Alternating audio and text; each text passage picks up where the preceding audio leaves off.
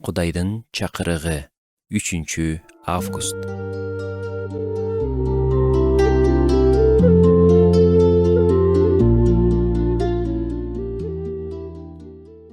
Сизге адам менен убакыт өткөргөндө ал менен баарлашуу абдан чарчаткандай сезилген учурлар болгонбу?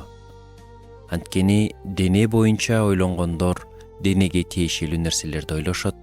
Ал эми рух боюнча ойлонгондор рухка тиешелүү нерселерди ойлошот. Дене боюнча ой жүгүртүү өлүм, ал эми рух боюнча ой жүгүртүү өмүр жана тынчтык.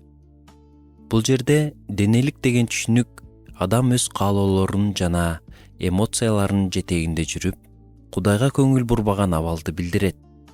Ал эми рух боюнча жашаган адам Кудай аны сүйөрүн жана ал үчүн эмне жакшы экенин билет. Ошондуктан оор учурларда Кудайды издейт жана руханий нерселер жөнүндө ой жүгүртөт. Ыйык жазууда айтылгандай, бул ыйык рухка иштөөгө орун берет. Дал ошол рух бизди чыдамкайлык жана боорукердик менен толтурат. Өзгөчө кыйнап жиберген адамдар менен мамиле кылганда. Ошондуктан сизди тажаткан же орой жооп бергиси келген адамга туш болгондо токтоп, тынчтанып, сыйыныңыз, ыйык рухтан жардам сураңыз жана ойлоруңузду Машаякка багыттаңыз. Кандай гана жагдай болбосун, ыйык рух сизге өмүр жана тынчтык бере алат. Ага кайрылыңыз, ал жардам берет.